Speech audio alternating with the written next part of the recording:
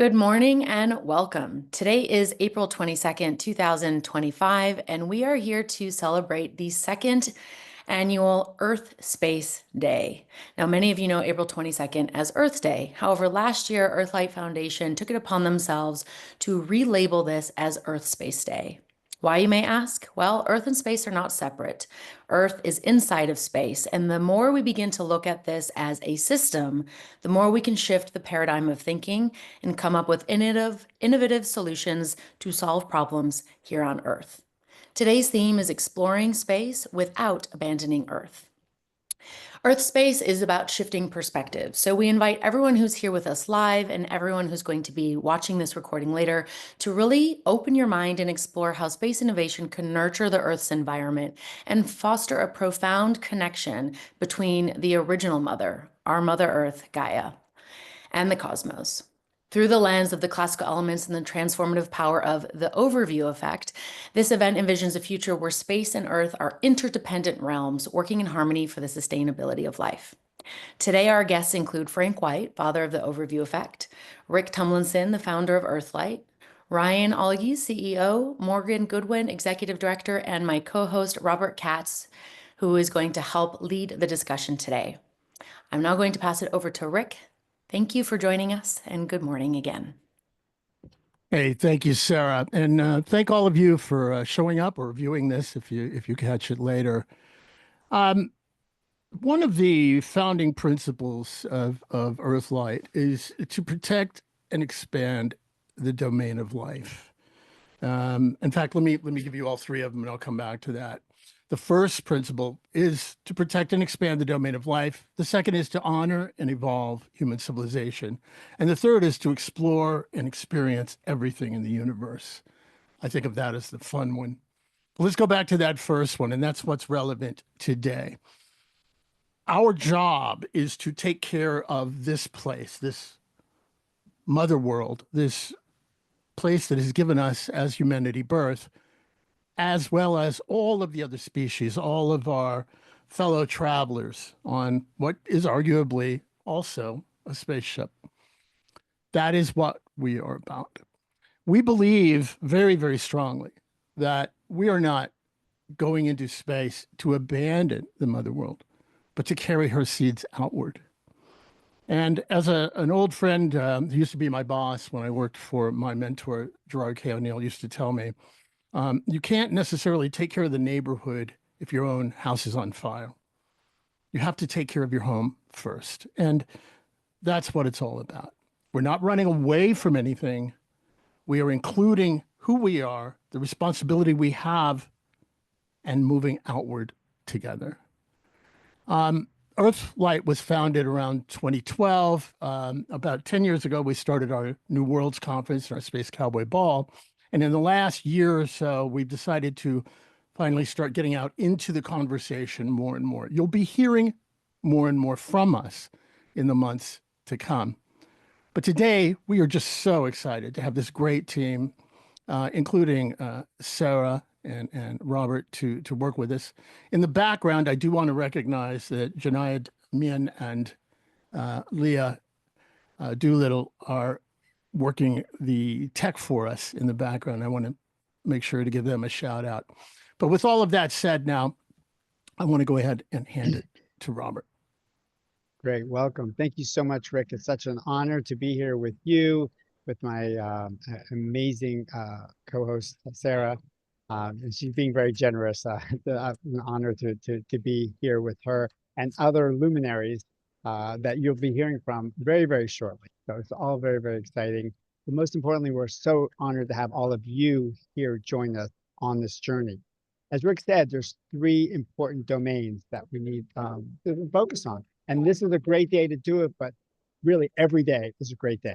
So obviously Earth, where we must develop sustainable industrial practices. And you're going to hear amazing work that is being done in that area, amazing innovation in that area.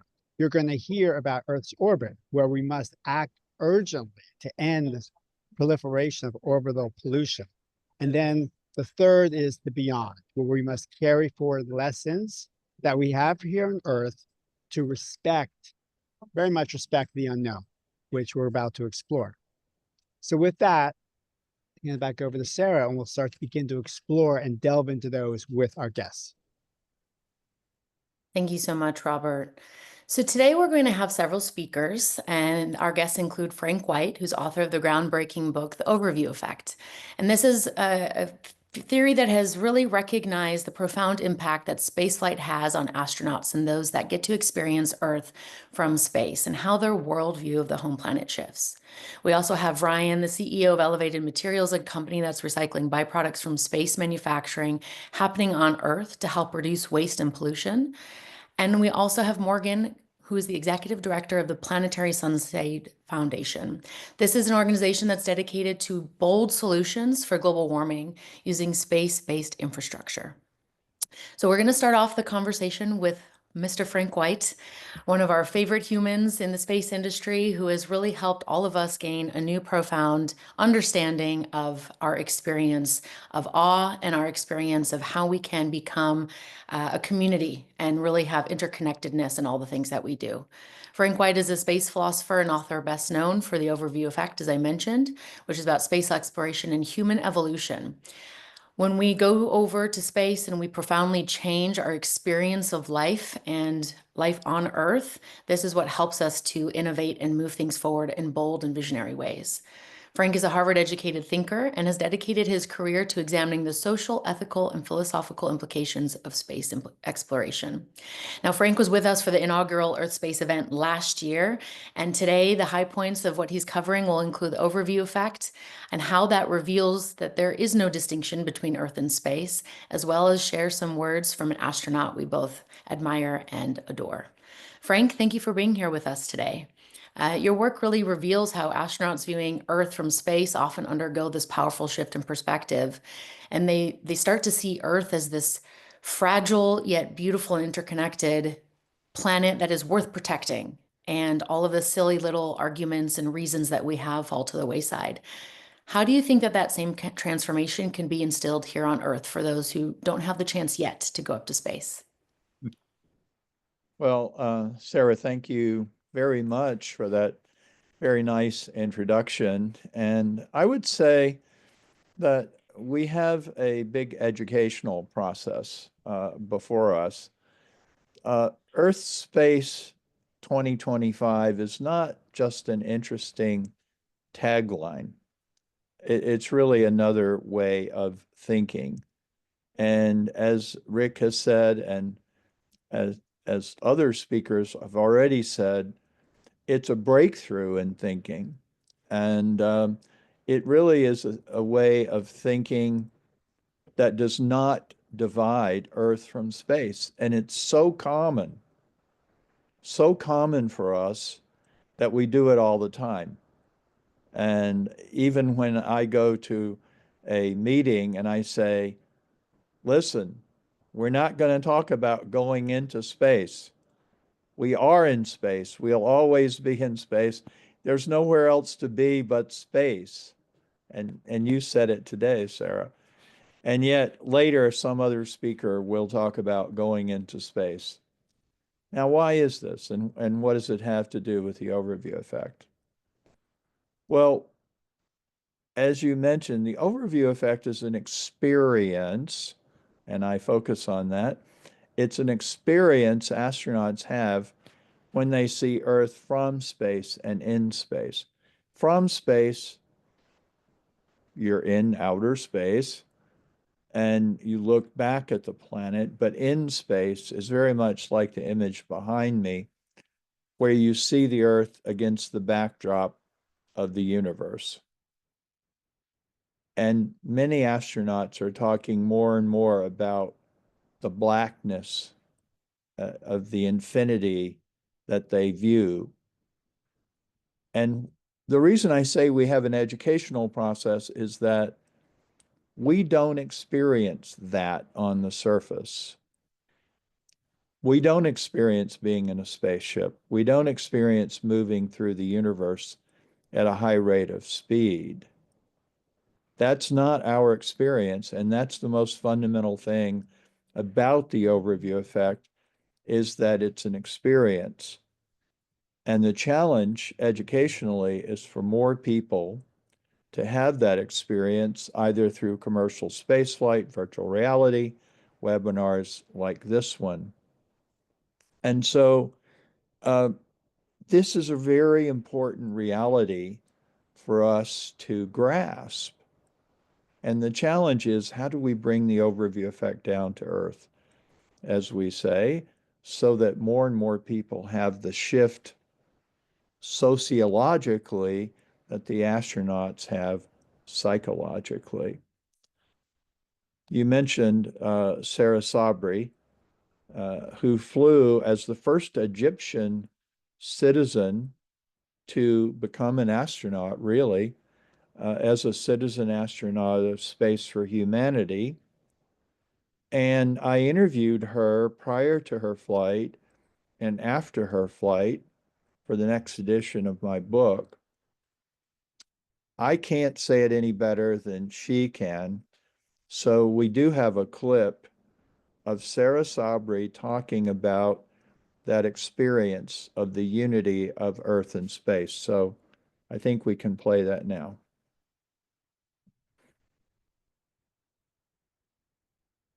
Is there any way to summarize briefly what you think changed?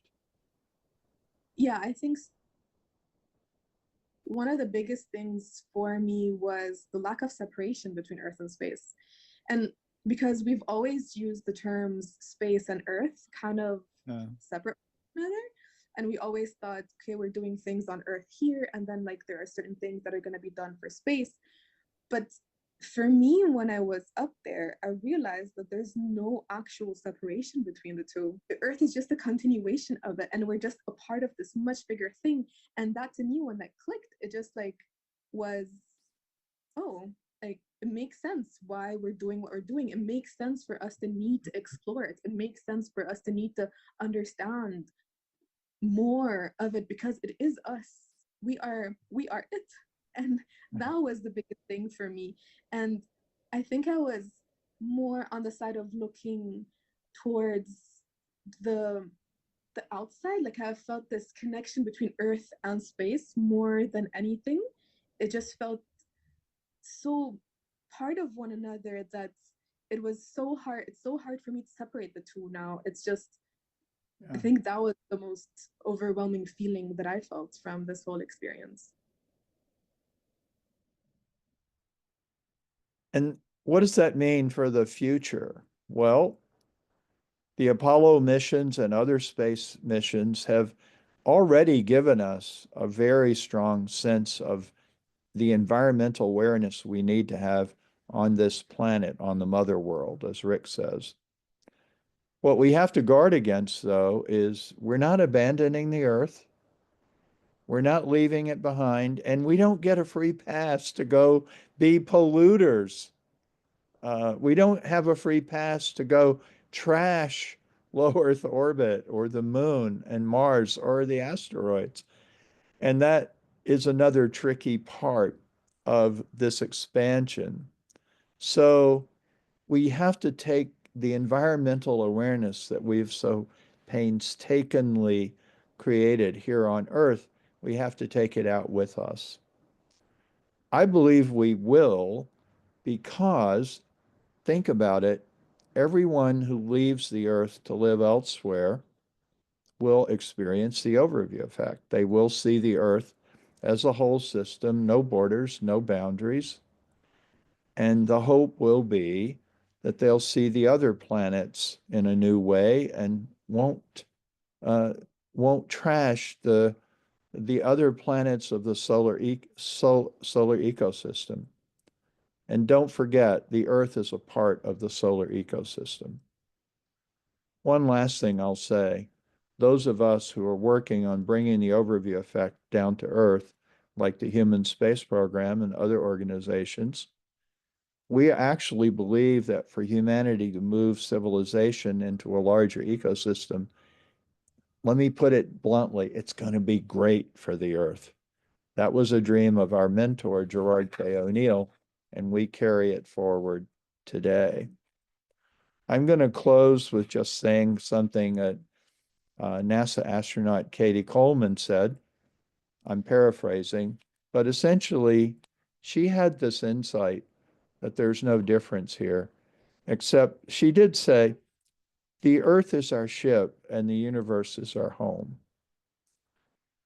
So if we could just have that shift in awareness, all will be well as we move off of the mother world and occupy a much larger ecosystem, and as we evolve into it. And that's the lesson of the overview effect. It's just the truth of who we are and where we're going. Thank you very much. Thank you so much, Frank. That was really well said. And I love your forecasting as well of it's, it doesn't end here. It's not just about seeing Earth as part of the space system, but the solar system. And, we'll keep expanding that outwards. And it really made me think of, the evolution of consciousness of humans, right? When we're born and we're young, we have a very self-centered view, right? As we're figuring out how we interact with the world around us. And then as we mature and gain life experience, we start to include our family, our communities, and we expand outwards into greater groups of we. And that's what really allows us to shift things on a greater scale. So thank you very much for offering that perspective. Robert, I'm going to hand it over to you for our next speaker. Great. Thank you so very much. Great words from my dear friend, Frank. Thank you so much for joining us, Frank. We just really can't thank you enough for all of your continued inspiration and wisdom really every day here on our home of, right here in space on Earth, as you always remind us. So next, I'm very honored to, as Sarah said, our next guest we'll be talking about one of the very important principles that Rick mentioned in terms of being able to make sure that we don't pollute either our space here on Earth or space in outer space, and be able to make sure that we're sustainable and efficient in how we go about this. And my next guest really took this to heart. He's the CEO of a organization that he created with also our dear friend Greg Autry, and he takes it literally when he says turn your garbage into gold, and he takes aerospace grade carbon fiber scraps and turns them into incredible essentially works of art, but it's really a wonderful way of repurposing things he learned very well of getting his mechanical engineering degree at USC. And he's very, very passionate about innovation and using innovation to create sustainability and really taking to heart the responsibility that we all have to be able to take care of our precious Earth. So please welcome our next guest, Ryan Olliges. Thanks for the intro, Robert. And thanks for having me, Rick and Sarah and Robert. It's great to be here. I'm here today to talk about elevated materials. We're an advanced materials company focused on taking carbon fiber waste from the aerospace industry and converting it back into usable products for other industries. And what really got me excited about this opportunity was a long time ago working in the University of Southern California Rocket Propulsion Lab. One of the local aerospace companies reached out to our student group and said that they were doing a freezer clear out, and there was a bunch of material that had expired that was going to be landfilled the next day if nobody was going to come and collect it. And as a student group, we went and picked it up, and we were blown away by how much material would be considered scrapped by these large companies. And it got me thinking that I needed to start a business to collect and convert this material into something usable. So I got started making carbon fiber skateboards as an undergrad in college, and ended up launching that on Kickstarter to demonstrate that you could take this material and convert it into something useful. So why is carbon fiber used in space applications and in aerospace? When you're talking about putting things into orbit or lifting them off the ground, structures have to be as light as possible. You want to do that to maximize the capacity that your rocket can carry. So you need the highest performing materials where strength to weight ratio is critical.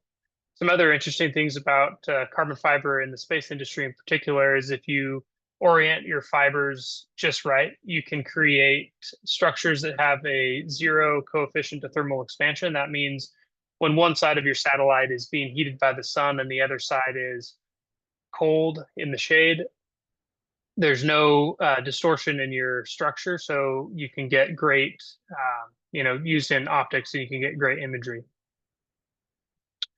Just wanted to check, are the slides showing at the moment?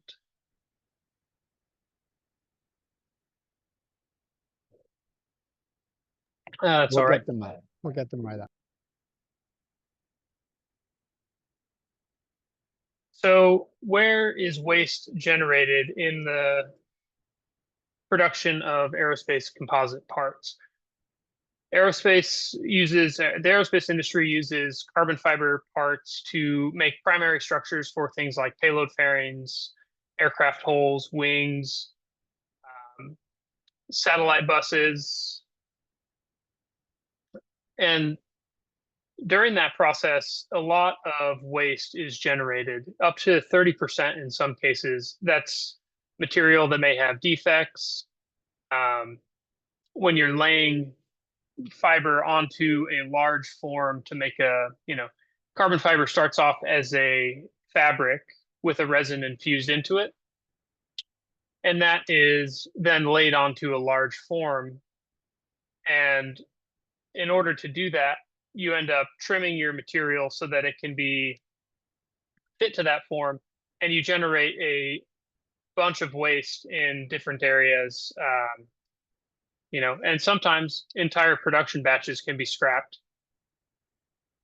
And in those cases, the current issue, since it's a difficult material to make use of, is that it just gets thrown away. And the reason that it gets thrown away is because it's difficult to take that material that has protective backing paper on it.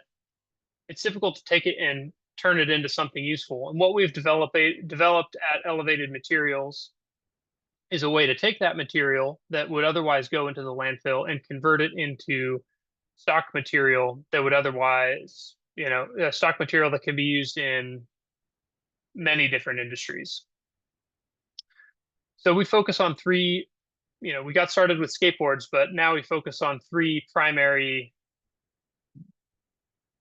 products. We make sheets and plates, so large structural sheets that can be used for in similar way to the similar way that you use sheet metal. So you can cut drone frames and medical devices and solar array structures. We make billets. The billets can be machined into all sorts of different products. One company is using that product to make billets, or using that product to make putter heads. And we also make structural profiles, angle brackets, and other structural profiles that can be used in industrial bracket applications.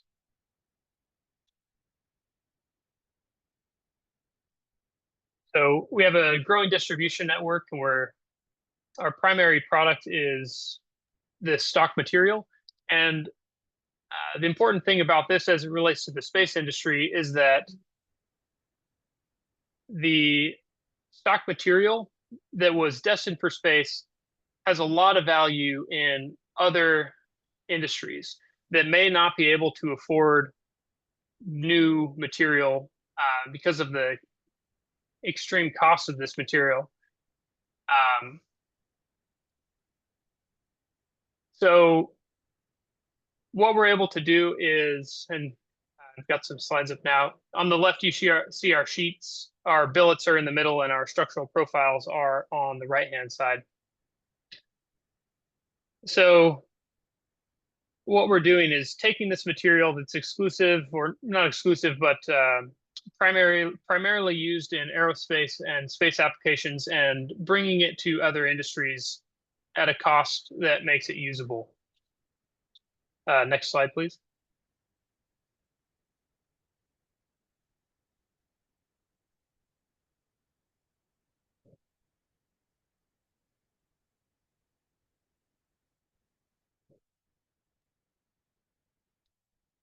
So here we have some examples of customers that use our material. We've got LA Golf. They're using the billet material to make a putter head. It's very interesting given the lightweight properties of the composites. LA Golf is able to take the putter head and distribute the weight further to the edges. They use tungsten on the outside. The weight distribution with the lighter composite structure gives the putter head a higher moment of inertia, which helps the putt roll straighter. Carbon fiber is X-ray transparent, so some of our medical device customers are taking advantage of the material because it's lightweight, structural, and X-rays can see right through it. We're doing a lot of work with drone manufacturers, making the structural components for the airframes of drones. We have some customers building robotic structures out of our material. And one of our more interesting stories, and one that has me pretty excited, is we got a batch of material that was being used in the primary structure of one of the largest rockets ever built. They changed their material choice over and ended up scrapping out a decent amount of material. So that material was destined to go to space. It ended up being scrapped. And then once we collected it, we converted it into panels that were then machined into solar array structures, put back onto satellites, and launched into orbit. And now there's hundreds of those parts orbiting the Earth.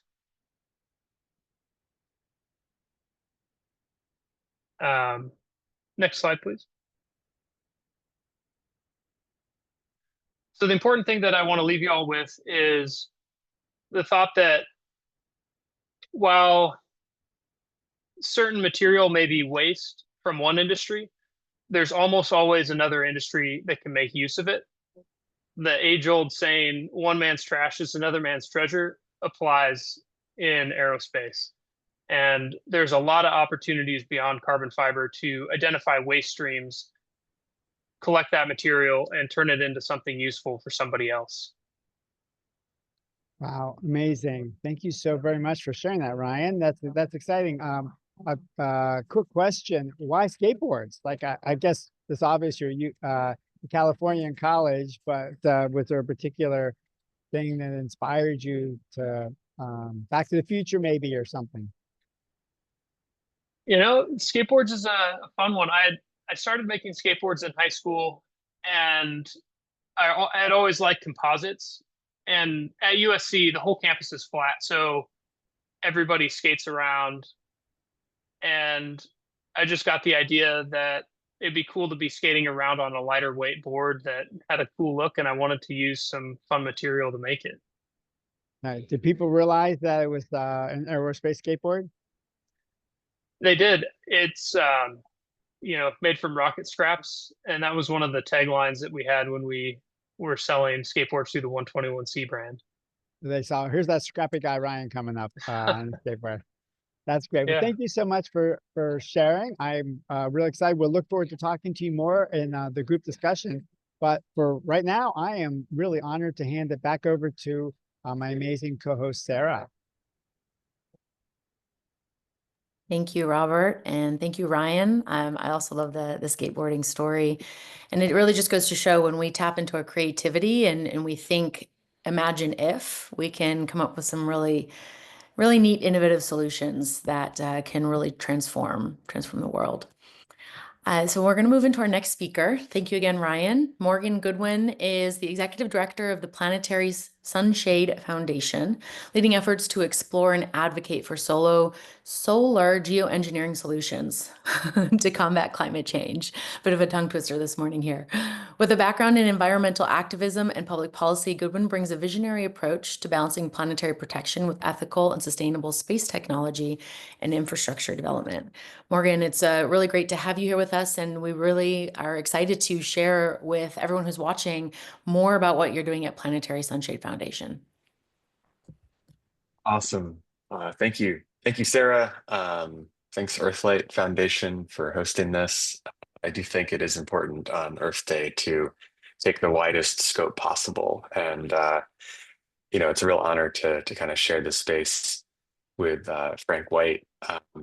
the overview effect is something that I've known about since I was a little kid, and working on kind of doing good things for the world, right? Because the world is fragile has kind of been an ethos that I've had since as long as I can remember. And in college, that really manifested into this focus on climate change and focus on changing climate as a existential threat, as the threat, as the challenge that would kind of define my life, so to speak. And so my name is Morgan, as Sarah said. Thank you. I'm the executive director of the Planetary Sunshade Foundation. I'm also currently and will be for a couple more months the director of the Sierra Club Angeles chapter, and I've spent my career working in the kind of the mainstream environmental movement, working on climate advocacy, going to global climate conferences, serving in local climate positions. You know, as the mayor of Truckee, I helped pass our 100% clean energy mandate and a bunch of other stuff. But I want to tell you about the planetary sunshade as a concept because the sort of traditional methods that we have been working on to address climate change, namely decarbonizing our globe, switching to 100% clean energy, eliminating emissions, we are unfortunately realizing those are insufficient. And I have kind of been looking for, well, given that that set of solutions is necessary but insufficient, what else can we do? What else is there? I will just say as another part of a preference that, you know, I'm perhaps a little bit more nervous than usual today because any minute now, sometime today, we're expecting news out of the White House that we'll be doing some kind of executive action to curtail, attack, limit, punish organizations like the Sierra Club that work on climate change. And it's a really scary moment. They're talking about threatening tax exempt status and other kind of limits on our ability to help protect this earth. And so this is, there's a lot of uncertainty today in that. But in general, we know this is a real all hands on deck moment. Because, as we've been talking about, global warming is here. It's getting worse. In Los Angeles, we had historic fires this winter, 33 people killed, 200,000 people were evacuated in one moment. We know that temperatures will keep going up. We know that these disasters will keep increasing. And we know that the three pillars of the solution are the three R's: to reduce emissions, to remove greenhouse gases, and to reflect excess radiation. And so before we get to the space component of reflecting excess radiation, I want to just walk through those three R's in a little more detail. We call this the napkin diagram. I draw it on napkins all the time. The concept is that this red line here, this current trajectory, this business as usual, this is burn all the oil, burn all the coal, let's keep charging ahead. And that is terrifying. Reducing emissions is necessary, but insufficient. And one of the reasons it's insufficient is that the CO2 in the atmosphere will remain in the atmosphere for centuries. And so reducing emissions is like stopping the leak, but there's still all that excess carbon in the atmosphere. And so naturally, we want to talk about removing those emissions, removing those greenhouse gases. We can do that a variety of ways. It happens naturally. We can help plant trees, and we can also, create carbon removal machines. The scale is really important here. The scale that those solutions work on is going to take centuries. Even the industrial infrastructure needed is a huge amount of infrastructure needed. And critically, that infrastructure runs on electricity, and you don't want to run a coal plant to power your carbon dioxide removal machines. So we need to have a fully decarbonized, at least electric grid, and then excess clean energy before we can really start removing gigatons of carbon. So that means that for the next 5 to 10 decades, right? As long as we're all going to be alive, this green line here of reflecting sunlight is going to be more and more of a conversation. This conversation is picking up as we speak. And there's two main ways to do it. One is stratospheric aerosol injection, put reflective particles in the stratosphere. There's a lot of credibility to that idea. It's something that we think is very important to pursue and explore, and it could be done relatively quickly and cheaply. But the part that we work on is the other way to do it, which is to reflect some of the sunlight or block some of the sunlight in space. And so we call this concept the planetary sunshade. It is, in some ways, it's a simple concept. It's like if you're at the beach and the sun is too hot, you put up an umbrella, right? You cool off by blocking some of that sun. Now, the structures that would do that are necessarily solar sails. Solar sailing is a exciting and tested technology. There's a specific location, the Sun-Earth Lagrange 1 point, that allows a spacecraft to be continuously in line between the Earth and the Sun. And so solar sails, a sunshade placed at Lagrange 1, provides that continuous cooling. It also has the benefit of being relatively stable and relatively out of the way of other spacecraft in our busy, low Earth orbit. There's a large project. Offsetting 1 degree Celsius of global warming would require blocking approximately 0.5%, 0.5% of the sun's radiation. But at that distance, that's about 2 million square kilometers of sunshade. And so it's been studied for a long time. NASA scientist James Early testified to Congress in 1989 about this concept, saying it could happen, this is feasible. But really only in the last decade and really the last 5 or 6 years, as the reusability of rockets, the cost of launch has fallen dramatically, and also the impacts of the climate crisis have come home. Has this become an active topic of conversation, and the organization that I work for, the Planetary Sunshade Foundation, was started to kind of address that urgency. This is a daunting scale. This would be the largest infrastructure project that humanity has ever constructed. It's not impossible, but this is sort of a Three Gorges Dam level of a construction project. It's not a Manhattan project. We're not inventing new physics. We're not pushing the boundaries of that. But we are doing engineering at a scale that will push us. To do that requires political alignment. And the environmental impact of launches at this scale starts to become really significant, both launch and actually surprisingly re-entry. A re-entering rocket through the atmosphere literally heats the upper layers of the atmosphere, which changes the chemistry of that, which has huge impacts on the ozone and the kind of other climate impacts.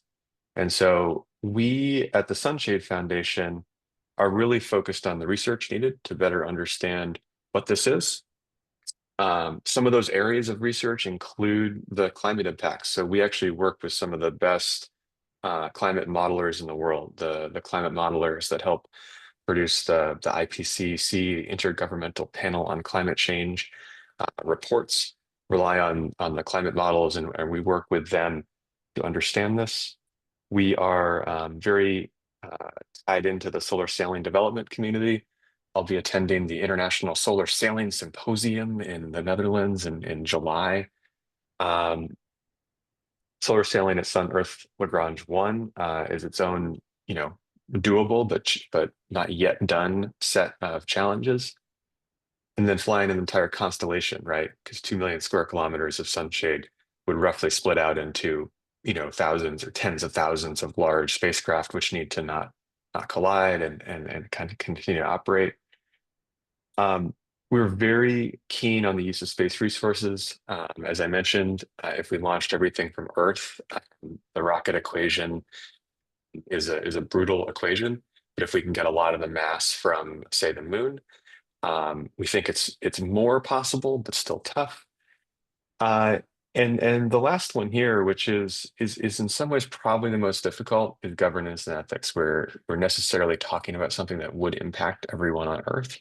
We think it would be a positive impact, but it's not something to be taken lightly. And one of the mantras or credo of the Planetary Sunshade Foundation is that only government can authorize geoengineering, can authorize a climate intervention like this.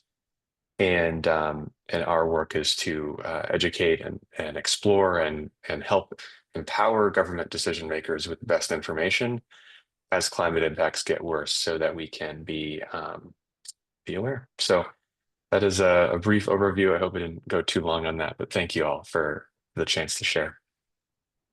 Absolutely. Thank you very much, Morgan. Not too long at all. We actually still have a few minutes.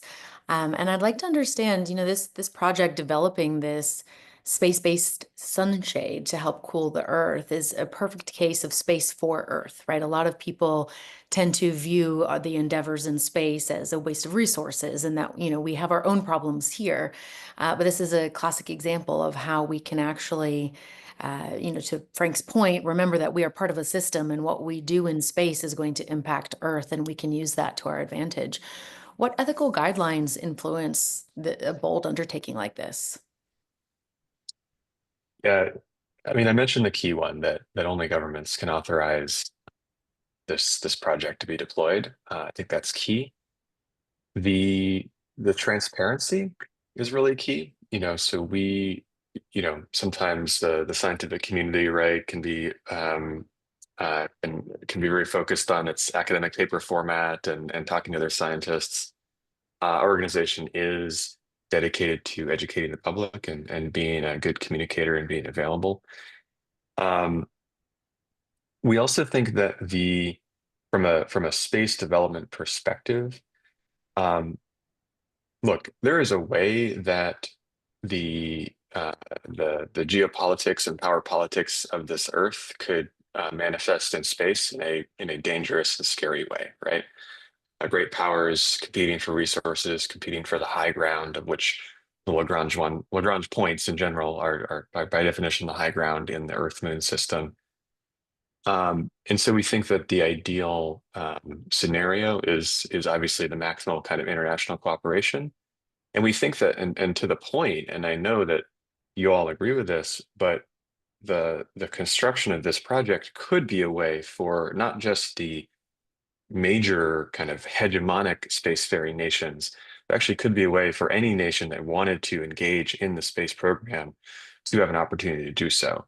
And the construction of this project could lift essentially all spacefaring nations and have a role in expanding that access.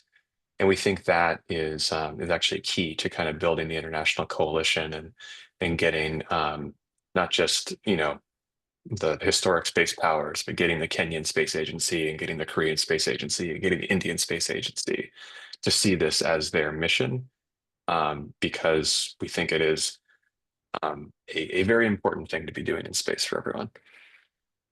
Amazing. Yes, and I agree. It's it's a beautiful way of how we can work together despite our differences, because space has traditionally been the playground where, despite what's going on the ground politically, we are still sharing science and we are advancing things forward. And definitely hope that will continue long into the future.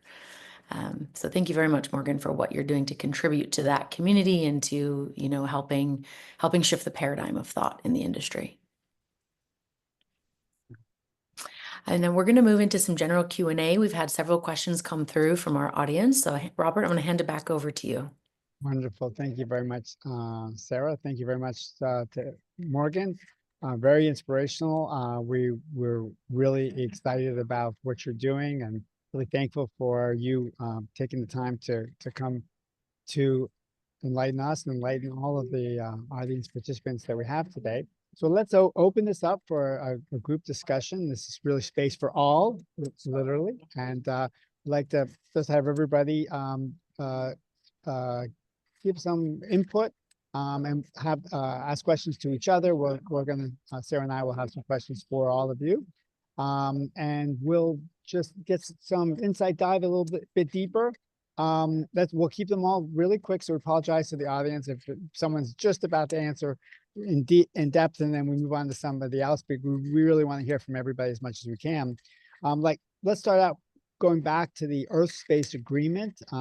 Thank you again, Rick, for your leadership in putting that together and being sort of that shining star, North Star, to guide so much of the discussions. And we haven't been the best stewards of Earth so far, as we all know, and we want to really make sure we don't make some of these same mistakes again as we expand beyond our spaceship Earth into the other parts of space.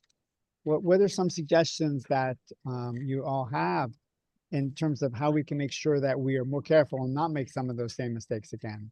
Maybe we'll start out with Frank, who always reminds us that we are already in space.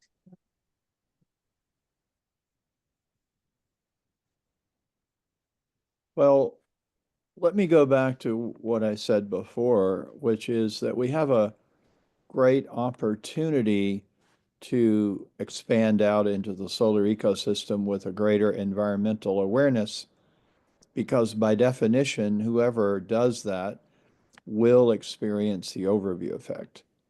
They will see the Earth as a whole system and one without borders or boundaries. However, in and of itself, it won't be enough to bring the environmental awareness that we need to the new people who are going to live off-world. That, I think, comes down to us, those of us who care about the future of humanity, and we know that the future of humanity in space is the future of humanity, which is a point that we're making over and over again. So I believe that we have to be tireless in spreading the word and sharing the insights that we're sharing here today. One aspect of that we have not mentioned, and I'll just leave it at that, there's real pioneering work going on in virtual reality to reproduce the type of experience astronauts have. I think we should all be supporting those efforts, because environmentally, we're going to be limited in how many people we can give the pure overview effect experience to. And virtual reality is a domain that gives us a lot of flexibility at a relatively low cost to ensure that everyone can experience some version of the overview effect, which is really the cornerstone of this new environmental awareness we want to embody and imbue in everyone who lives off-world. I agree. Those are great points. The virtual reality, maybe it's not so virtual, it's an alternative reality potentially, but and there's a lot of work that's being done to that your organization and your group is leading the charge in being able to connect some of these worlds together that we have here on Earth, connecting worlds of space and simulation and semiconductors and sensors, bringing all these worlds together so that we all can work together collaboratively on being able to heighten all of humanity. So thank you very much, Frank. Anybody else would like to address that? Ryan, what do you think? How can we avoid some of the mistakes? I think you're proof that those can be avoided, some of your practices. Yeah, I think one of the great things about space travel is that sustainability is built into it at its core, because you've got to take just about everything that you need, all the organic resources that you need, they've got to be brought with you. So yeah, you have to be able to reuse everything that you bring. All single-use items are not an option. So that technology will have to be created to recycle organic waste, recycle any materials that are brought, whether that's metal or plastic being broken down and then 3D printed into new objects. Yep. food, recycling, and growing crops. All of that needs to be fully sustainable, Yep. and And it's again, built into space at its core. yeah, we're already seeing, I think, great points. Some of these practices that we're creating for space travel or actually using in space and then coming back down to Earth and helping with our sustainability back down here on Spaceship Earth as well. Morgan? Yeah, I'm tempted to sort of flip the question around and challenge the premise. I'm not sure that we will be able to settle space and do kind of much more ambitious space exploration unless we have actually figured out how to rein in climate change and address some of the other very pervasive issues here on Earth. And the reason for that is pretty stark. Access to space requires a highly developed and interconnected industrial and political system. And that system depends on a stable climate. And so for folks who are excited about the prospect of humanity expanding into space, over the next 50 to 100 years, I would certainly challenge those folks to think about what the climate is like here on Earth that is needed to continue to support a growing space industry. I think that a climate racked by increasing hurricanes, droughts, fires, etc., is one that's actually going to be really difficult to sustain any kind of space activity, let alone kind of a exploration and really the hopeful and exciting stuff that I believe in and want to see happen. So thanks for that, as you say, stark insight. We'll wrap up this question with Rick, the final word on this question. What do you think? Yeah, I think, I guess I'm going to cause trouble for both of our other. As usual, right? Regarding Frank and the VR stuff, I love the idea of VR. But however, one of the challenges, and it's a line we have to walk, is the experience of the overview effect via virtual, or as you call them, alternative realities, becomes part of a new culture of escapism from life itself. And, my stand is that I want to see humanity and life expanding beyond the Earth in reality, in whatever form we go. Maybe we're going in the form we have. Maybe it's we load ourselves into some other form. I am concerned about a certain part of our society climbing into virtual worlds and becoming sheeples, and moving into these places where they are ever more removed from even contact with the Earth and the organic systems within which they live here on the surface. So it is a fine line. I think I agree with Frank 100%. The idea of experiencing the overview effect is as virtually real as we can go. And I've had some experiences recently in the last few months with some of the traveling shows that enable that. That's important.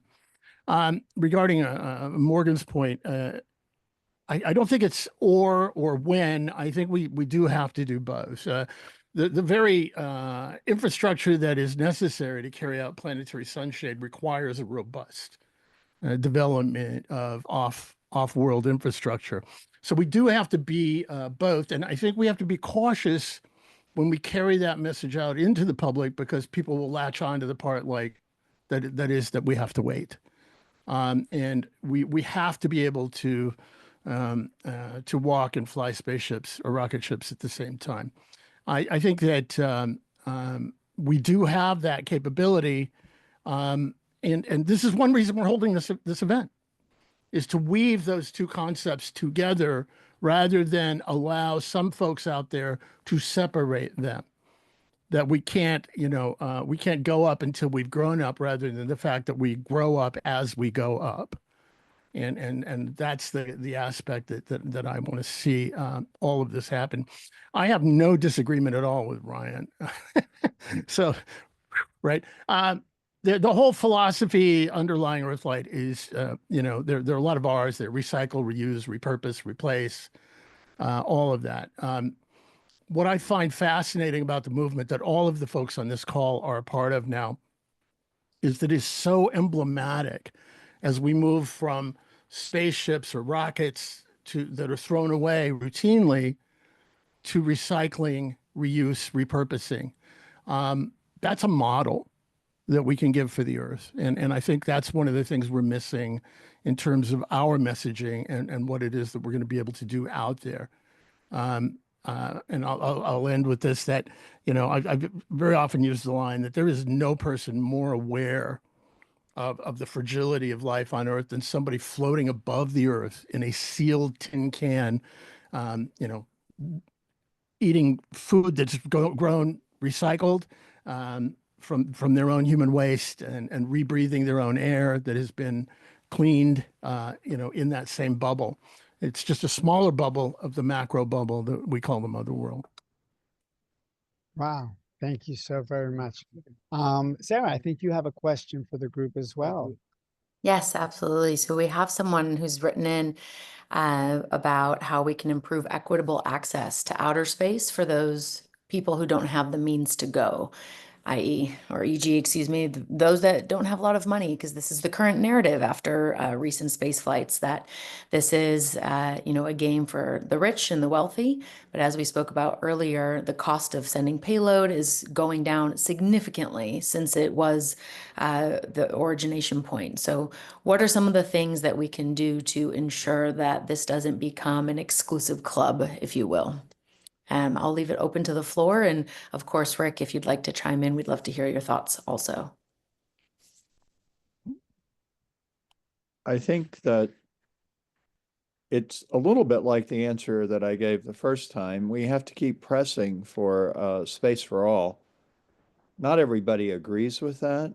We have to understand that the battle is not won. It's still to be engaged in. The other aspect that we have to work on is the idea that going off the planet is a billionaire's game, and it will always be a billionaire's game. I would just cite Sir Richard Branson as one billionaire. When I interviewed him for the overview effect, I said, what is the long-term plan? And he said, well, yes, initially for Virgin Galactic, that most of the people who are able to fly will be wealthy. But our plan is to mimic the airline industry, which started out with wealthy people going first, and then over time reinvesting in the industry.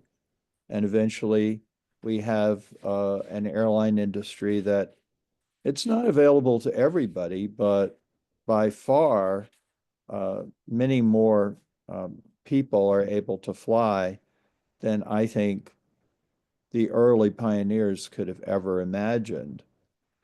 So the idea of the way things are today, for whatever reason, it's going to be that way forever.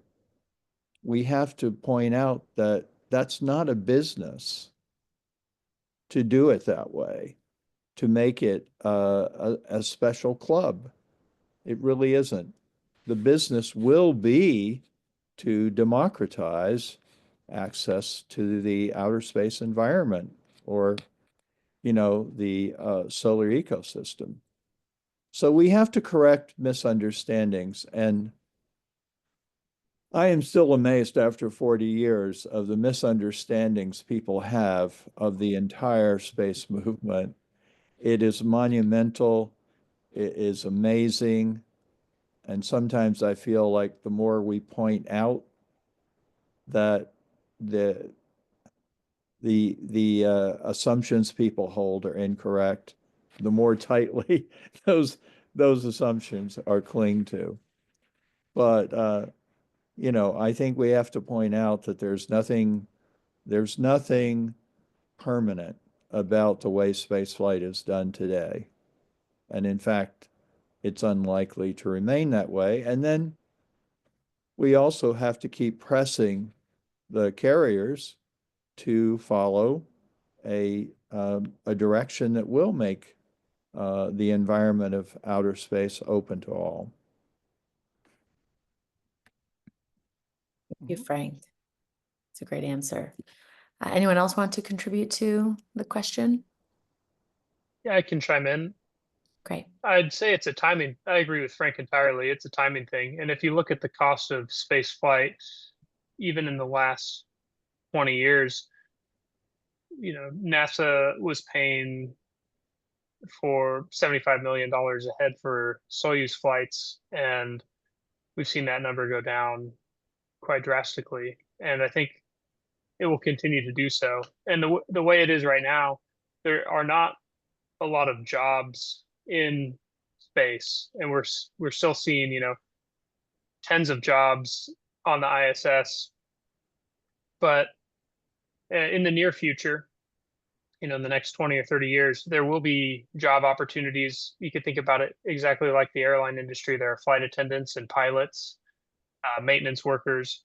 All of those jobs will need to be filled in the growing space economy. And as space travel becomes more mainstream, the cost will continue to decrease and access will be opened up to everybody. I agree with you. A lot of people forget about all of the supporting roles that are required in order for these bold and visionary things to take place. And, every industry is going to need those support roles. We need human resources and accounting, marketing. We need people to communicate like what we're doing here today to really take this knowledge that sometimes seems like it's up here and help put that into terms that everyone can understand. So thank you for that perspective. I see Manny here as well, who's with us live, has commented that maybe a solution could be to offer a percentage of available space flights to lottery winners, saying that he would personally buy a lottery ticket for $1,000 to have a 1 in 200 or 2,000 or maybe even $200,000 or 200,000 chance of going to space. I mean, I know I certainly would buy one as well. So we'll put that out into the ether and see what comes back. Thank you, Manny, for that. Before we move to the next question, any other comments, concerns? Hey, Morgan had a reply, and then I would like to say something. Okay, perfect. Let's hear it, Morgan. Yeah, I wanted to build on that. I'm far from an expert in what the sort of tourism economy will look like or what the scale of growth might look like. But I tend to agree with Ryan that once there are other industries that are providing value to Earth, those industries will create jobs. Analogy I often come back to is the building of the Transcontinental Railroad, right? Where the thousands of people who were actually involved in building it were often some of the first people from their communities to have the opportunity to travel, out west, across the country, settled there, et cetera. But I think we have to look at what is the industry in space that is going to provide value at scale to Earth. And I think providing kind of climate cooling is a candidate for what industry might actually kind of catalyze that level of industrialization and create that kind of. When we started fighting for this back in the 80s and what led to the contracts for the private companies to go to the space station, the goal was to begin to create an environment where we would move out of the government. You want to talk about elite, before you used to have to be in the government. So at least we've taken a step now towards regular people being able to go. One thing too that we need to remind people, it was interesting tied to Manny's comment. Hey, Manny, how you doing? Is that we forget, I think the last 2 orbital flights, I may get this wrong, were populated, other than the person who actually bought them or paid for them, by people who couldn't have ever afforded to go on their own, if I want to get that right. Also, this one that strangely some people are making fun of that just occurred, I think 2 of the women that were on the flight were people who would have never been able to go on their own, and they were funded by groups like Space for Humanity and such. And we need to push back on this new stereotyping. And of course, one has to wonder how much of all of this is tied to the current political environment, the oligarchy, billionaire type thing. I wrote about this on space.com in an essay called The Elysium Effect about 4 years ago. that when people started flying, people are going to come for them because they're easy targets, manifestations of sort of a disparate wealth economy problem that we have. And so we're dealing with both of those at the same time. But as going back to Frank, people who flew in the air used to be called jet setters. And I mean, Frank Sinatra's song, and I wasn't an adult back then, I'm going to be clear, but Come Fly With Me, Come Fly Away. That was the anthem of jet setters because that was so super cool to be able to climb on a plane and fly that he did a song about it at the time. And now, we all go. Same thing with all the technology we're using to have this broadcast, to have this conversation. These were items that only the wealthy could afford. We now need to get and make sure that we have market forces that are pushing those costs down, because the goal is for anyone who has the dream to be able to go.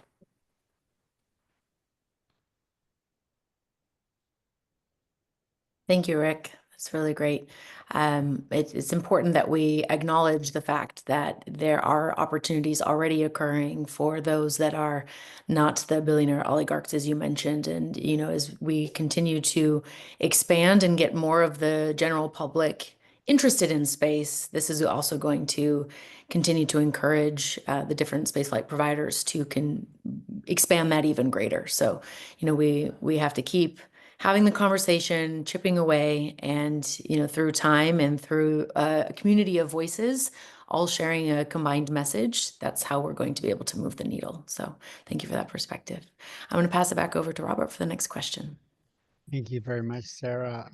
Thank you again, Rick, for the guidance. Thank you to everybody for your amazing insights on that question. And we'll go on to another question that we have from the audience regarding one of the three pillars of Rick's amazing EarthSpace agreement, which hopefully everybody here that's a member of a nonprofit NGO organization and anywhere in the world will join us in signing that pledge.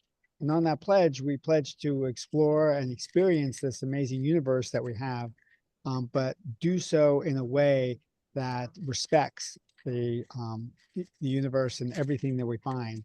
This is especially important for Rick. And instead of having to kick off that, I'll let him have the final word. But what do you guys think when we hear about that great question and someone really pointed out that word that Rick was so poignant in including in there, respect. So Ryan and Morgan, what does that mean to you? What do you think, and what insights might you have on that?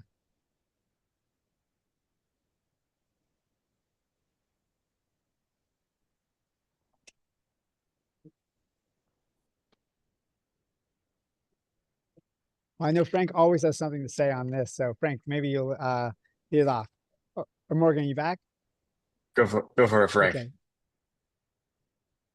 When we talk about respect for the earth and for the universe as a whole, I always come back to the wisdom of indigenous people. And one of the aspects of the space community that I'm extremely happy to be involved with is that we are turning to elders and to indigenous wisdom and attempting to understand what they seem to understand intuitively. I think it's great that Rick has coined this term, or I think you have, Rick, MotherWorld, Mother Earth. That's one reason indigenous people have such a respect for our planet. It's their mother. They see Earth as the mother. As I've interviewed astronauts about the overview effect, increasingly I hear them say, well, the Earth is alive. It's a living being. And I didn't hear astronauts say that in the early days, but there seems to be an increasing recognition of that reality and of that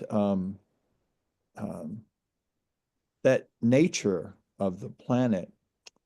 And in my other book that hasn't gotten as much attention, I'm afraid, as the overview effect, the cosmohypothesis, I do talk about the idea that we need to give as much to the universe as we take, and that we need to look at that region beyond the Earth we call space. We need to look at it not as an area that we can just take from, but that we can give something.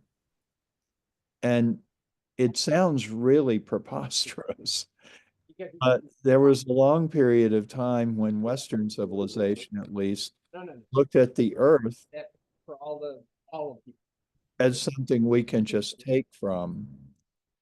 And now, thanks to indigenous wisdom, the overview effect, and changes in awareness, we see, no, we can't just take from the Earth forever. We have to give back to it. And if it's a living being, we are compelled to respect her. But I want to see that insight extended, to the solar ecosystem and beyond. We agree. Thank you very much, Frank. Morgan, I know it's impossible to ever quite follow Frank, but we're eager for your insight as well, please. No, thank you.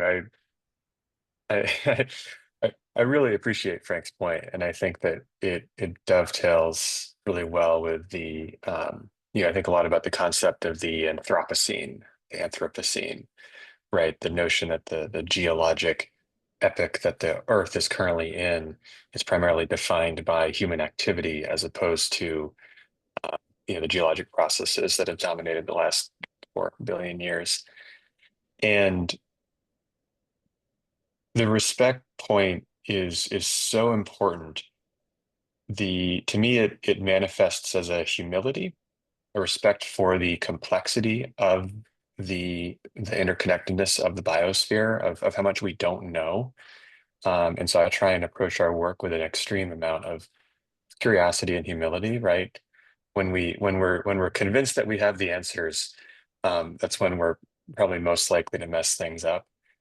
And yet, the challenge of the Anthropocene and the challenge of climate is so difficult because as long as we do have an industrial civilization that is supporting 8 billion plus people and relies on these interconnected agricultural, mining, and transport systems, we are having a profound impact.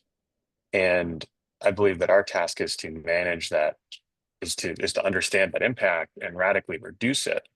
But there's sort of a responsibility for the overall system that we are taking on.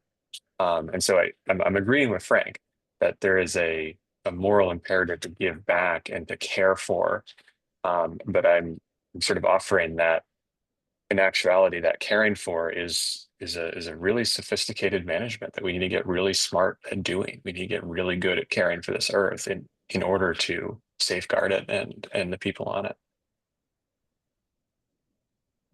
Agreed. Thank you so much. Rick, would you like to get final words on your idea? Yeah, I not to go way off into things. I indigenous, whatever. I think I call them the first peoples, the first peoples who are this place or that place or the other. The only indigenous people to me on the planet are somewhere in Africa. They're the ones who didn't go anywhere. They started there.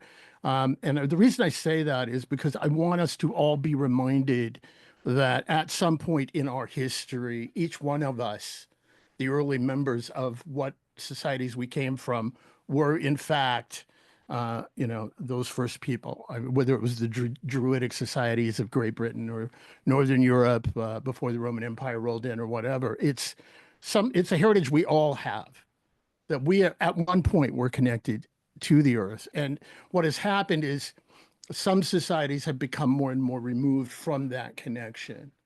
And I think that the work, especially Frank's work with the overview effect, which, by the way, he manifests in his life, the gentility, the awareness, the openness of being able to go out and look back at the mother world from space is that connection that we need to have more of.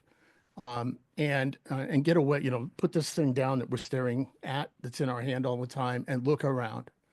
You know, I have gardens. Put your hands in the dirt, right? Plant something.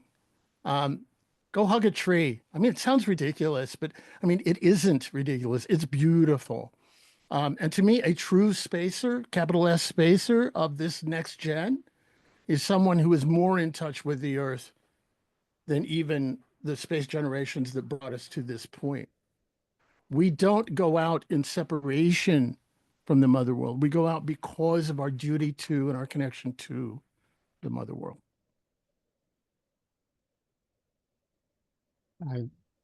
Very well said. Thank you very, very much, Rick. And that's what that's what we are doing by this webinar that we have blessed to be able to have and present to everybody, is help create that connection. We still have time for one more question, so I am so excited to hand it over to the amazing Sarah. I'll pivot over to the pivoter, Sarah, so she can give the last question to our amazing guest.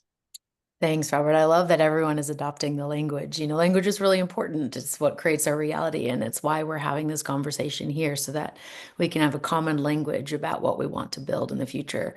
And to that point, Frank White is working on some things with the Human Space Program, and there's a simulation model that they've been creating. Frank, can you tell us a little bit more about that? Yeah, I'd really like to, and it builds a bit on what everybody has said, but most recently what Morgan was talking about, which is that we have created an incredibly complex, interconnected system here. I call it an overview system, where the Earth is not just the geological Earth anymore. It's also got all these overlays, including a techno system and a human system, and it's all very complicated. And everything that we do is a trade-off, really.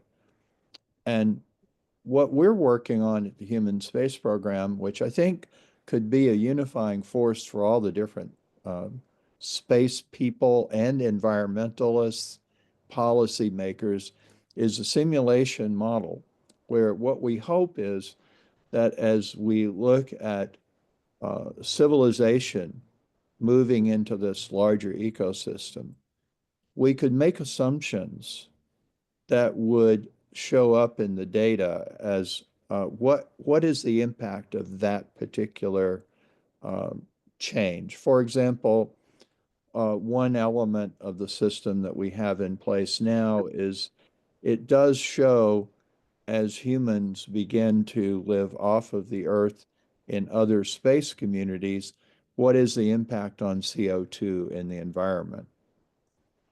As the model gets more sophisticated, I think we could simulate the cost and impact of planetary sunshade as opposed to other approaches. I could go on, and then we would go over time. But one of the great benefits of modeling is you could take a person with one point of view, let's say strongly pro space exploration, and a person with a very strong environmental point of view, bring them together to help build the model, not to argue. I've seen this happen before in other modeling situations, and it doesn't give you a final answer, but it helps you think about the trade-offs of different approaches to climate change, space exploration, and all of the different choices humanity has in front of us today. It's kind of an overview, but it's in a simulation model. Thank you so much for sharing that, Frank. It's really important that we look at all the different avenues that can help us shift our perspective. Now we're going to wrap this up. We've had a really wonderful show, and for our closing remarks, we're going to pass it back to Rick Tumlinson.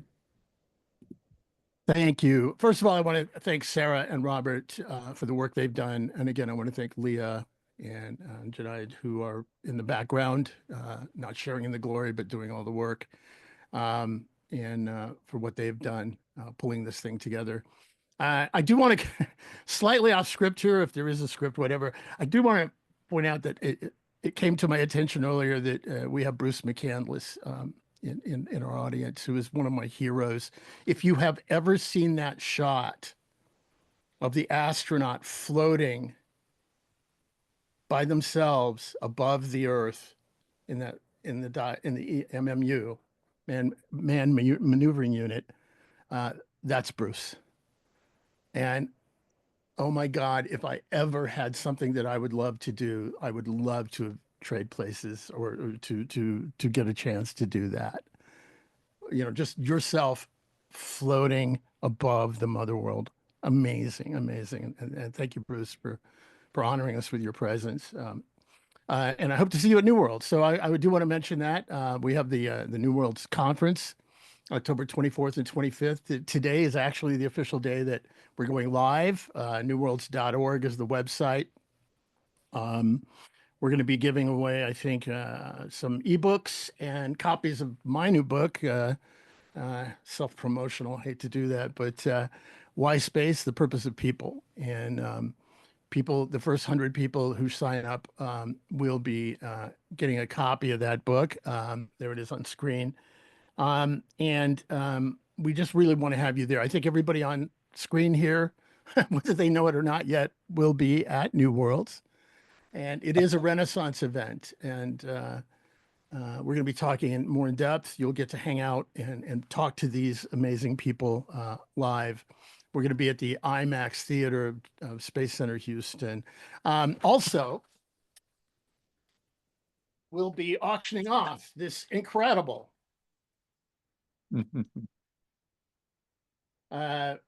recycled spacecraft, which actually looks like a skateboard that was sent to us by Ryan and his amazing company. Although some people have said we should have a betting game with me riding it to see how quickly I fall off. I'm going to dodge that by saying we will auction that at the event. I think that'd be a good stage entrance. Pardon? That would be a good stage entrance. Yeah, and I could demonstrate how gravity still works in even on stage. Again, I want to thank everybody. This is the beginning. There was more to be said, there's more to be had.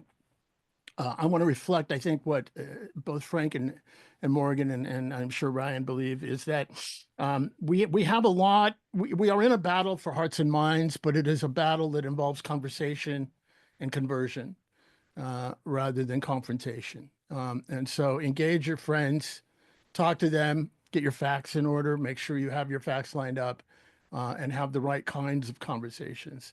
It is not or, it's and. We can grow up and grow up at the same time. And I want to wrap this up, my words, with the credo of the EarthLight Foundation, which is to carry the seeds of life to places now dead, and the light of love to places now dark, and the eyes, hands, and imagination of humanity to places unseen, untouched, and unexplored.